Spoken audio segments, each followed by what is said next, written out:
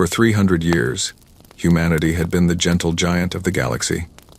While other species built weapons and conquered worlds, humans built schools. While other empires measured power and destroyed planets, humans measured success in translated books and shared music. The Galactic Concord had expected monsters when they first met humanity. Every species that reached the stars eventually showed its teeth. That was the rule of the universe. Power corrupted, technology enabled destruction. It was simply how things worked. But humans broke the rule. Their first contact ship carried no weapons. Instead, it carried musicians, poets, and translators. The human captain had learned 3 alien languages before the meeting and brought gifts of Earth art, wine from ancient vineyards, books of poetry, recordings of symphonies that made alien listeners weep without understanding why. The galaxy did not know what to do with such a species. Over the centuries, humanity became the great peacemaker. When 2 empires threatened war, they called the humans. When ancient enemies needed to talk, humans provided the table. They established cultural exchange programs on 100 worlds. They translated literature between species that had never spoken. They sent artists on their warships because they believed beauty could prevent violence. Many species thought the humans were fools. Kind fools, perhaps. Useful fools, certainly, but fools nonetheless. Ambassador Elena Vasquez was the greatest of these fools. She stood 5 feet tall with gray hair and warm brown eyes. She spoke 9 alien languages fluently. She had memorized the founding stories of 12 different civilizations. In her 40 years of service, she had stopped 17 wars with nothing but words and patience. Elena believed in humanity's mission with her whole heart. She believed that kindness was stronger than cruelty. She believed that culture could bridge any gap. She believed that if humans showed enough grace, the universe would eventually learn to be graceful too. She was stationed on Harvest Colony when her beliefs were tested.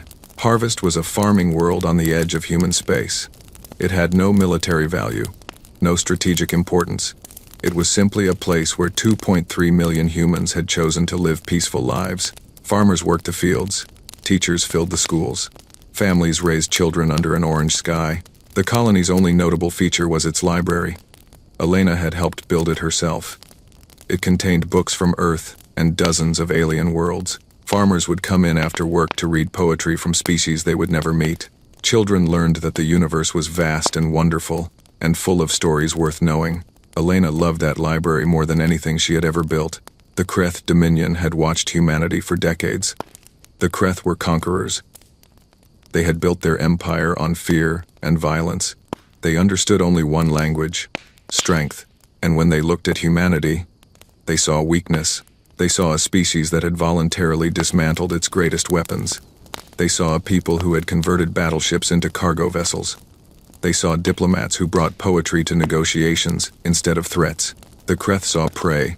Their war council made the decision in secret. They would not attack Earth directly. That might unite the galaxy against them. Instead, they would strike a soft target. They would show the universe what happened to species that chose culture over power. They chose Harvest Colony. The attack came without warning on a quiet morning. Elena was in the library when the first explosions shook the building. She ran outside and saw Kreth warships filling the sky like a swarm of metal insects. Landing craft were already touching down in the fields. The colony had no defenses, no weapons, no soldiers. The humans had believed they did not need such things. Elena tried to contact Earth. She tried to reach the Galactic Concord, but the Kreth had jammed all communications. Harvest Colony was alone. The massacre lasted 4 hours. The Kreth soldiers moved through the colony with terrible efficiency. They killed farmers in their fields. They killed teachers in their schools. They killed families in their homes. They made no distinction between adults and children. They took no prisoners. Elena gathered survivors in the library. Perhaps 200 people huddled among the books while the world burned outside. She tried to keep them calm. She told them help would come. She told them humanity would not abandon them. She did not believe her own words. When the Kreth finally reached the library, Elena made a choice. She could hide. She could beg. She could try to negotiate, though she knew the Kreth had no interest in negotiation. Instead, she chose to be human until the very end. She walked to the library's main hall. The shelves were burning around her. Smoke filled the air. Through the broken windows, she could see Kreth soldiers approaching. Elena picked up a book from the floor. It was a collection of Earth poetry, its cover singed but still readable. She opened it to a random page and began to read aloud. Her voice was steady. Her hands did not shake. She read about love and loss and the beauty of existence. She read about humanity's hope for a better universe. She read about kindness as a choice, not a weakness. The Kreth soldiers entered the library. They saw a small, gray-haired woman standing among burning books, reading poetry as if she had all the time in the world. They did not understand. They could not understand. Elena finished her stanza. She looked up at the soldiers with eyes full of sadness but no fear. She had spent her life believing that culture could save humanity. She still believed it. Even now, the soldiers raised their weapons. In her final moment, Elena Vasquez smiled. Not at them. At the words she had just read. At the species she had served. At the belief that kindness mattered, even when it cost everything. The Kreth killed her. They killed the survivors hiding in the back rooms. They burned the library to ash. Then they left. They left behind recording devices. They wanted the galaxy to see what they had done. They wanted every species to understand the price of weakness. The recordings reached Earth 6 hours later. Humanity watched in silence as Harvest Colony died. They saw the farmers cut down. They saw the children murdered. They saw their great library burn. And they saw Elena Vasquez. They saw her stand among the flames and read poetry to her killers. They saw her smile at the end. They heard her final words, though the audio was poor and broken. Something about choice and kindness and what it meant to be human. The galaxy expected humanity to weep. They expected protests and diplomatic complaints. They expected the poets to write sad verses and the musicians to compose mournful songs. They did not expect the silence. For 3 weeks, no human ship left port. No human ambassador answered calls. The cultural exchanges stopped. The translation programs went dark. Humanity retreated into itself and said nothing. In the halls of the Galactic Concord, the Kreth ambassador laughed openly. He declared that the humans had finally learned their place. He announced plans to strike more human colonies. He invited other species to join in the conquest of such an obviously weak civilization. The other species said nothing. They watched. They waited. Something was happening inside human space. Something no one could see clearly. But those who lived closest to the border reported strange things. Shipyards that had been dormant for centuries suddenly activated. Archives that had been sealed since humanity's peaceful revolution were being opened. Old men and women who had once been warriors before the era of kindness were being summoned to meetings. The humans were remembering something they had deliberately forgotten, something that would change everything.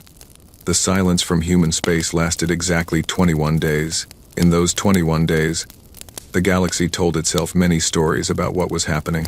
The optimists said humanity was mourning. They would emerge with sad eyes and gentle words, ready to forgive.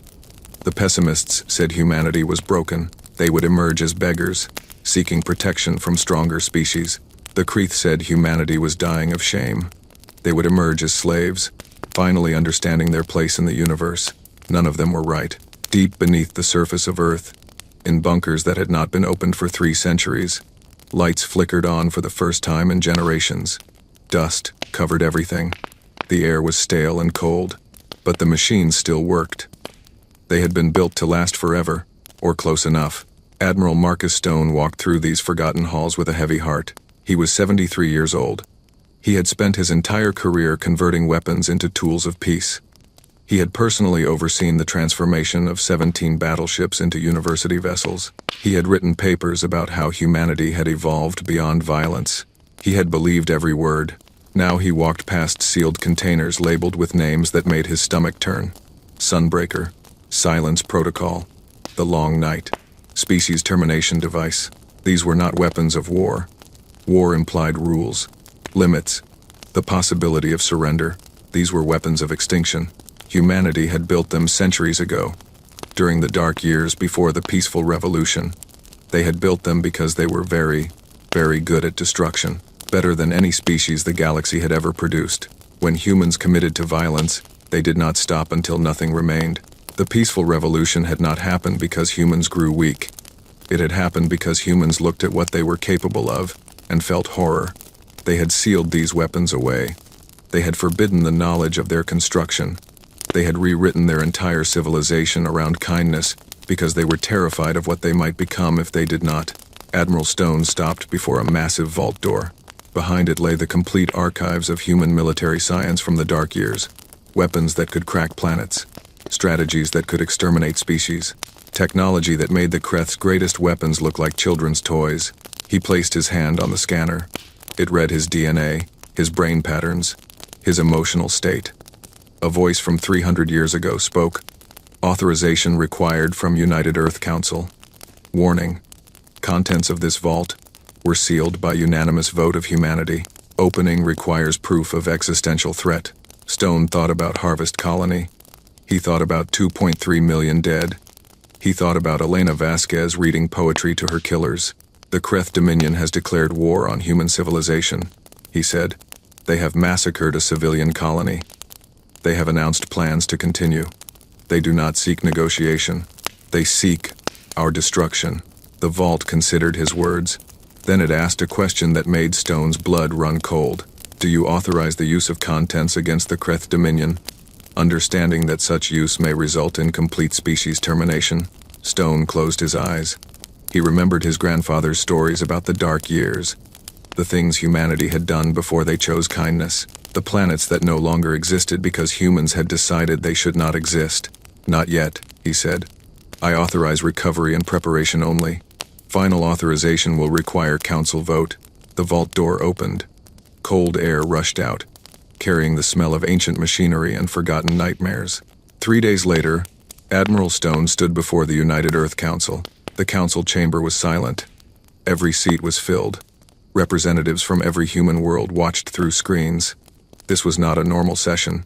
This was the most important decision humanity had made in 300 years. Stone activated the holographic display. Images filled the chamber. Ships unlike anything the modern era had seen. Weapons that bent the laws of physics. Strategies that read like horror stories. For 3 centuries, Stone said, we chose to be kind. We looked at what we were capable of and we decided to be better. We sealed away our weapons. We forgot our strategies. We converted our warships into schools. He paused. Every eye was on him. We did this because we wanted to believe the universe was good. We wanted to show other species that there was another way. We wanted to prove that kindness was strength. He changed the display. Harvest Colony appeared. The dead. The burning library. Elena Vasquez's final moments. We were wrong. The chamber remained silent. Stone could see tears on many faces. He could see rage on others. He could see fear on some. The universe is not kind, Stone continued. It never was. We knew this once, before we chose to forget. We knew that some species only understand one language. We knew that some enemies cannot be reasoned with. We knew that kindness without strength is just an invitation for cruelty. He deactivated the display. The Kreth believe they have taught us helplessness. They believe our culture made us weak. They are preparing to attack more colonies. They have invited other species to join in our destruction. Stone looked across the chamber at his fellow humans. Leaders, scientists, teachers, artists, people who had dedicated their lives to peace. I am not asking you to become monsters, he said. I am asking you to remember that we can be monsters if we must. I am asking you to authorize the recovery of our sealed archives. I am asking you to rebuild our fleet, not for revenge. Revenge is emotional, and what I am proposing is not emotional. He straightened his spine. I am asking you to show the Kreth and the galaxy what happens when humanity stops choosing to be kind. Not because we want to, but because they have left us no other choice. The vote was unanimous.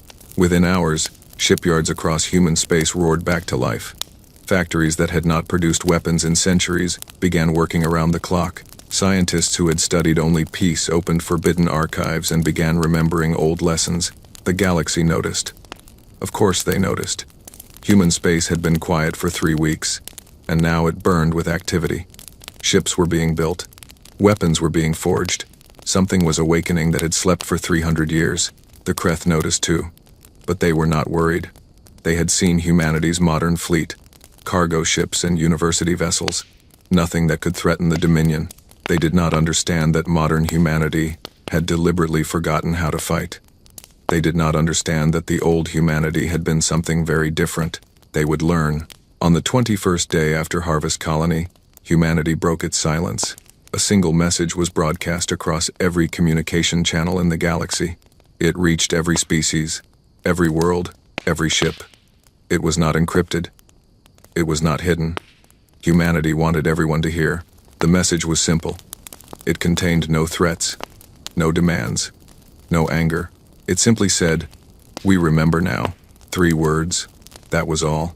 But across the galaxy, the oldest species felt something they had not felt in millennia. Something ancient and primal. A fear that went beyond logic or reason. They remembered the stories. The old stories, from before humanity chose kindness. Stories about a species that had nearly destroyed itself, with its own capacity for violence. Stories about weapons that could unmake stars.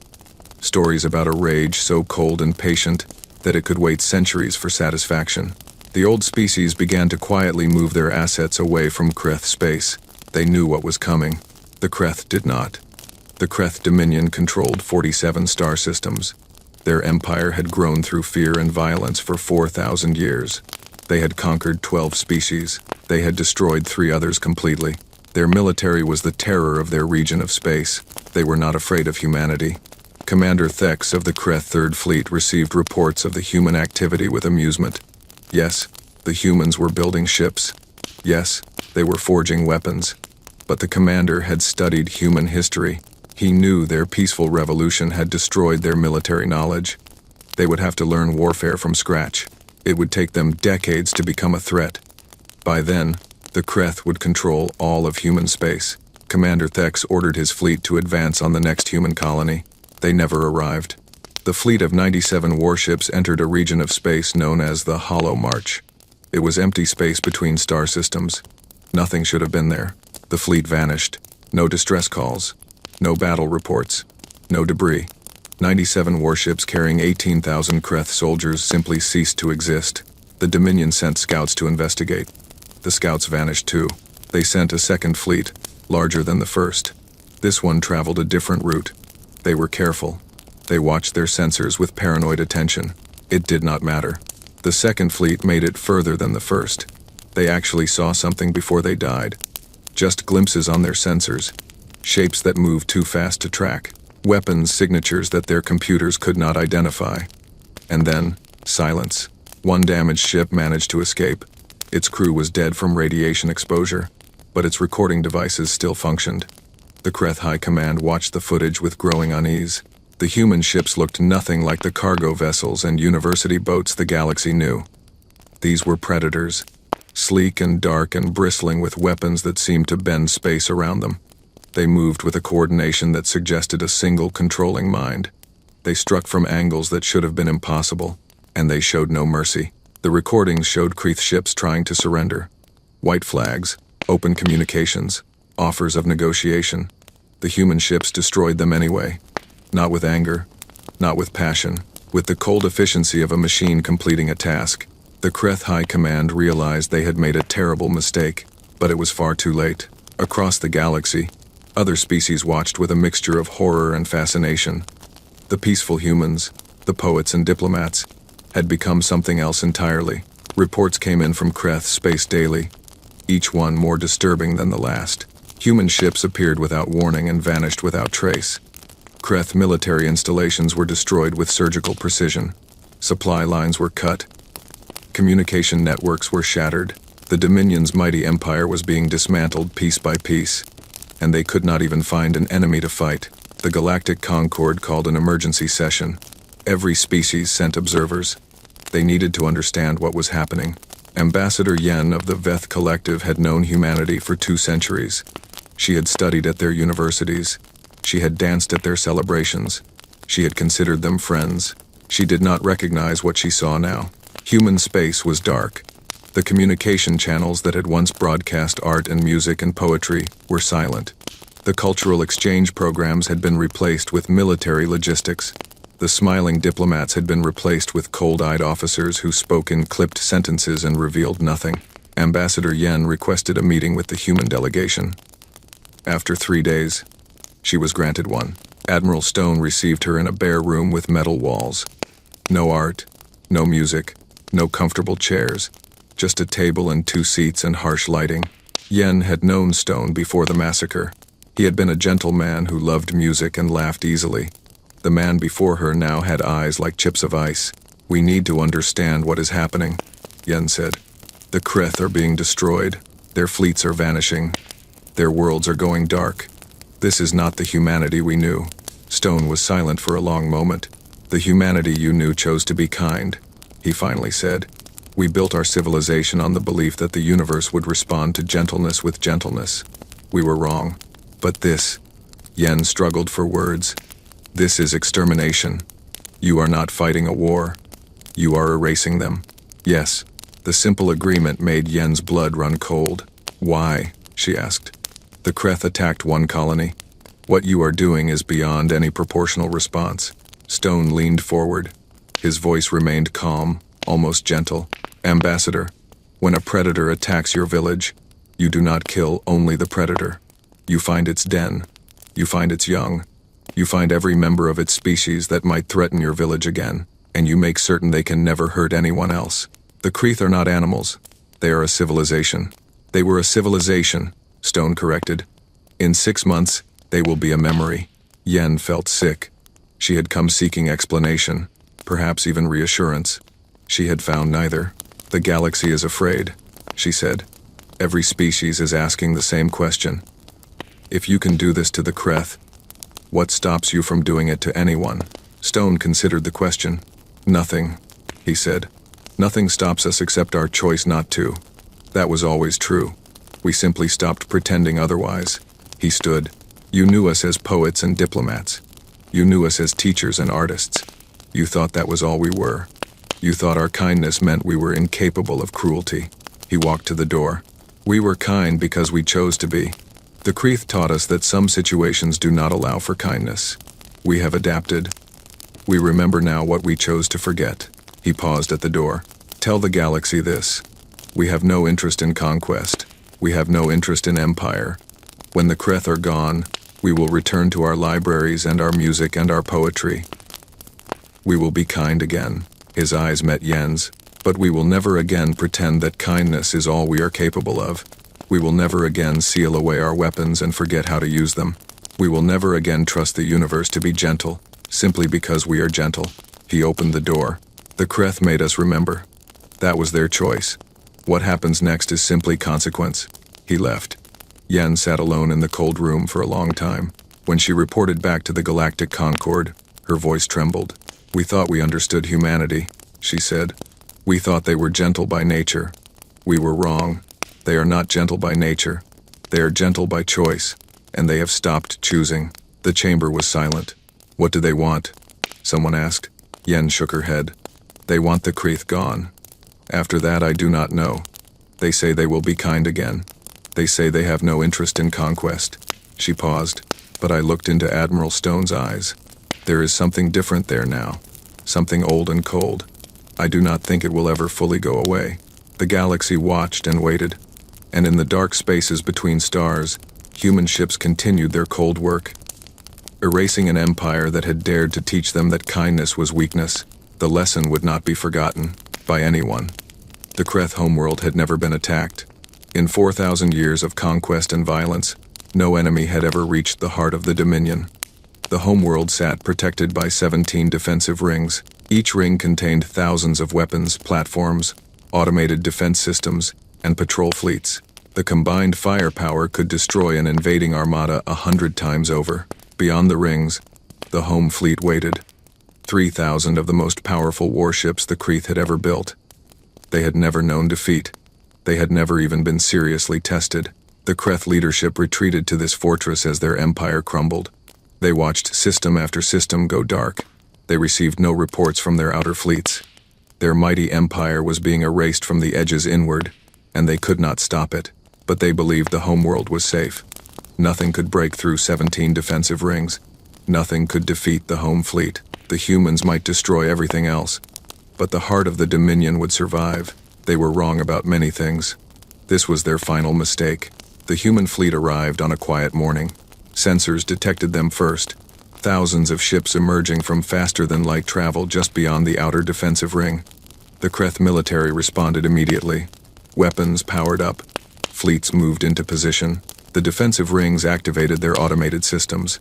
Then the sensors updated their count. 17,000 human ships, almost 6 times the size of the home fleet. The Kreth commander felt the first touch of true fear. Where had these ships come from? Human space could not have produced such a fleet in mere months. This was impossible. He did not understand that humanity had built these ships centuries ago. They had been stored in hidden facilities across human space, waiting for a day that most humans hoped would never come. In 3 months, they had simply been awakened. But the commander rallied his courage. Numbers were not everything. The defensive rings would thin the human fleet. The home fleet would finish them. The homeworld would survive. He gave the order to engage. The battle for the outer ring lasted 4 hours. It should have lasted days. The defensive platforms fired everything they had. Thousands of missiles, billions of energy beams, weapons that could crack moons. The human ships danced through it all. They moved with perfect coordination, as if guided by a single mind. They exploited weaknesses in the defensive grid that the Kreth did not know existed. Their weapons cut through armor that should have been invincible. They did not fight like a military force. They fought like surgeons removing a tumor. The outer ring fell. Then the second ring. Then the third. By the time the humans reached the inner rings, the Kreth commander understood that the battle was already lost. His forces had destroyed perhaps 200 human ships. They had lost half their defensive capacity. He ordered a retreat to the final ring. He sent desperate messages to any ally who might listen. He prepared the home fleet for a last stand. Then the humans did something unexpected. They stopped. The human fleet hung in space just beyond the final defensive ring. They did not advance. They did not fire. They simply waited. The Kreth commander did not understand.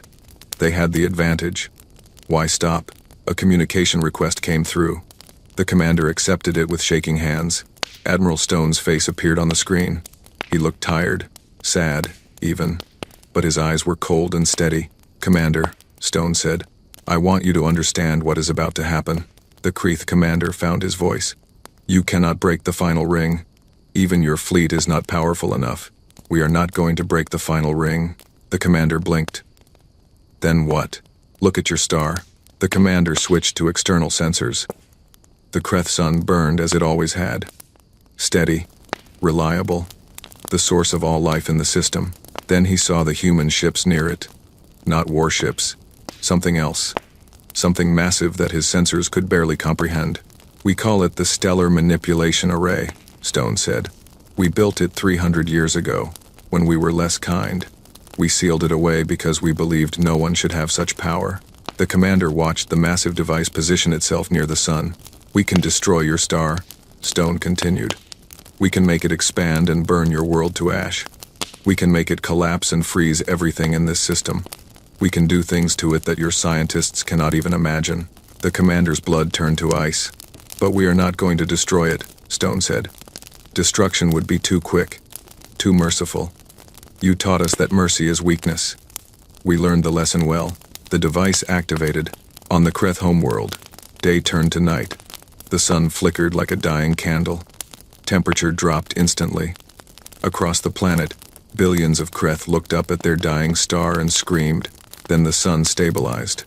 Not normal, but stable. A wounded star giving off half its usual heat. Enough to survive, not enough to thrive. "We wounded your sun," Stone said. "Your world will survive. Your people will survive. But your crops will fail. Your industries will struggle. Your civilization will spend the next century simply trying to stay alive." The commander could not speak. "This is not revenge," Stone said. "Revenge is emotional. This is simply consequence. You taught the galaxy that kindness is weakness. We are teaching the galaxy that attacking humanity is extinction." He paused. "Your fleets are destroyed. Your empire is gone. Your son is wounded.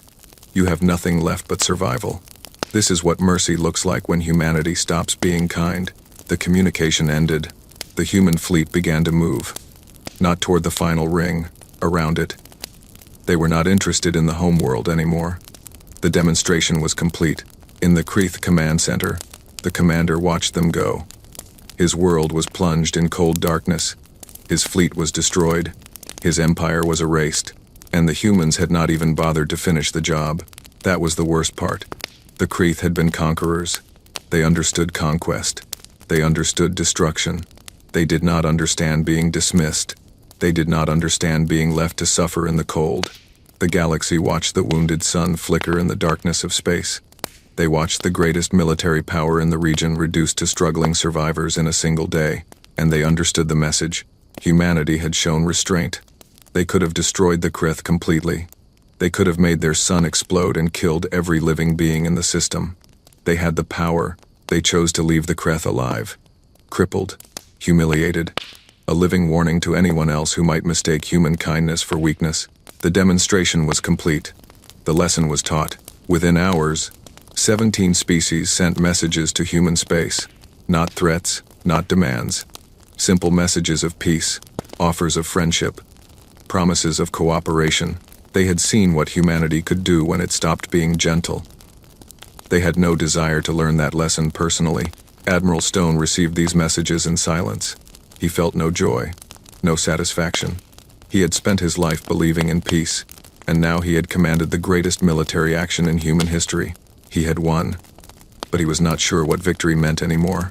In the cold darkness of the Kreeth system, a wounded sun flickered, and across the galaxy, every species looked at humanity with new eyes. The poets had become something else, and no one would ever forget. 50 years had passed since the Kreeth War. The galaxy called it a war, though it had lasted only 6 months and only one side had truly fought. The Kreeth dominion was gone. Their empire was dust. Their homeworld survived. But barely. The wounded sun still flickered in the darkness, and the Kreeth people spent their days simply trying to grow enough food to survive. They would never threaten anyone again. The galactic conquered had changed as well. Before the Kreeth War, it had been a loose collection of species with competing interests. Now it was something else. Something more unified. Something bound together by a shared understanding that some mistakes could not be undone. The emergency session that followed the war had drawn representatives from every known species. Even the ancient ones who had not participated in galactic politics for millennia. Even the distant ones who barely acknowledged other civilizations existed. They all came because they needed to understand what humanity had become. Admiral Marcus Stone stood before them. He was older now, his hair fully white, his face lined with years of difficult decisions. Behind him, holographic displays showed the remnants of the Kreeth Dominion. Empty systems, silent stations, a wounded sun flickering in eternal twilight. "You are afraid," Stone said. "I can see it in your eyes. Every delegation, every species. You look at us now and you wonder if you are next." No one denied it. For 300 years, we were your friends, your teachers, your diplomats. We shared our art and learned your songs. We believed that kindness could change the universe. He paused. We still believe that. But we understand now that kindness must have teeth. The display changed. Human ships appeared. Not the predatory warships that had destroyed the Kreeth, but something different. Mixed fleets. Cargo vessels sailing alongside battleships. University stations protected by weapons platforms. Cultural exchange programs operating in the shadow of military power. "We are not abandoning our principles," Stone said. "We will still send artists to your worlds. We will still translate your literature. We will still believe that culture and connection are what make existence worthwhile." He looked across the assembly. Thousands of alien faces watched him, some with fear, some with respect, some with something that might have been hope. "But we will never again pretend that kindness is all we are capable of. We will never again disarm ourselves and trust the universe to be gentle. We will never again give predators the opportunity to mistake our mercy for weakness." He straightened his spine. "This is humanity's new doctrine. We offer the galaxy 2 choices. The first choice is friendship. Be our friends, and we will share everything we have. Our science, our art, our technology, our protection. We will move stars to help those who stand beside us." His voice hardened. "The second choice is hostility. Attack us, and we will respond with everything we have. Not revenge. Revenge is emotional. We will respond with the cold, patient efficiency you witnessed in the Kreeth War. We will not stop until the threat is eliminated completely." He let those words hang in the air. "We do not want the second choice. We hope we never have to make it again. But every species in this chamber needs to understand that we can make it. We are capable of it. The weapons we used against the Krith still exist. The knowledge we recovered still survives. We will never seal it away again. The assembly was silent. Choose friendship, Stone said. Please. We want to be kind. We want to share poetry and music and art. We want to believe in a universe where kindness matters. He turned to leave, then stopped. But if you choose hostility, understand what you are choosing. The Kreth thought we were weak. They thought our culture had made us soft. They learned otherwise. He walked out of the chamber. The galaxy had received its answer. In the years that followed, something remarkable happened. The galaxy became more peaceful than it had ever been. Not because humanity threatened anyone. The human fleet rarely deployed. The terrible weapons gathered dust in hidden facilities. But everyone knew they existed. Every species that considered aggression looked at the flickering sun in Kreth space and reconsidered. Every empire that thought about conquest remembered what happened to the last empire that attacked humanity. Every predator that saw weakness in kindness remembered that human kindness was a choice, not a nature. The peace was not perfect. It never could be. But it was better than anything that had come before. And humanity returned to its old ways. Mostly, the cultural exchange programs resumed. Human artists traveled to distant worlds. Human translators learned alien languages. Human diplomats helped negotiate peace treaties. The libraries reopened. The universities accepted students from across the galaxy. But there were differences. Every human ship now carried weapons. Every university station had defense capabilities. Every cultural exchange came with a quiet understanding that humanity would protect its own. The smiles were still warm. The poetry was still beautiful. The kindness was still genuine. But behind it all was something harder. Something that had not existed before the Kreth War. Humanity had learned to be kind and dangerous at the same time. On Harvest Colony, a memorial stood where 2.3 million humans had died. Black stone carved with names. A flame that never went out. A place where humans came to remember what kindness had cost them. Beside the memorial, they had rebuilt the library. Larger than before. More beautiful. It held books from 100 worlds. Children came to read stories from species they would never meet. In the center of the library, a special room held a single item. A book of Earth poetry. Its pages still scorched from the fire that had killed Ambassador Elena Vasquez. Beside it was a plaque with her final words, recovered from the broken recordings of that terrible day. We choose to be kind. Never forget that it is a choice. The words meant something different now than they had when she spoke them. She had meant them as a statement of principle, a belief that kindness was strength. Now they meant something else. They meant that kindness was possible only when you had the power to be cruel. They meant that gentleness was meaningful only when backed by strength. They meant that humanity's choice to be kind was not weakness but discipline. Ambassador Yen of the Veth Collective visited the library on the 50th anniversary of the Kreth War. She had known Elena Vasquez. She had admired her belief in the power of culture. Yen stood before the scorched book and the plaque and felt tears on her face. She mourned for the woman who had died reading poetry to her killers. She mourned for the innocent humanity that had died with her. But she also understood. Elena had been right. Kindness was a choice. But she had been wrong too. Kindness without strength was just an invitation for cruelty. The galaxy had taught humanity that lesson, and humanity had learned it perfectly. As Yen left the library, a human child ran past her laughing. The child carried a book of alien poetry, excited to read stories from a species on the other side of the galaxy. The child's parents followed, smiling and gentle and kind, just like the old humanity. But on the father's belt was a small device, a communicator that could summon help in moments, a connection to a fleet that could crack planets and wound stars, kind and dangerous, gentle and powerful, poets with teeth. That was humanity now. That was what the Kreth had created when they taught the universe that kindness was weakness. Perhaps it was better this way.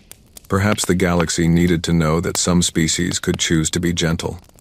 Perhaps peace required the possibility of violence. Yen did not know. She was not sure anyone knew, but she knew one thing. The warning that had been added to every diplomatic protocol in the galaxy. The words that every ambassador taught to every student. The lesson that no species would ever forget. Humans are wonderful friends. They will share everything they have, their art, their science, their love of existence, but do not make them remember what they used to be. You will not survive what they become. The galaxy had learned. Humanity had taught them, and the scorched book in the library remained as a reminder that once, humans had believed kindness was enough.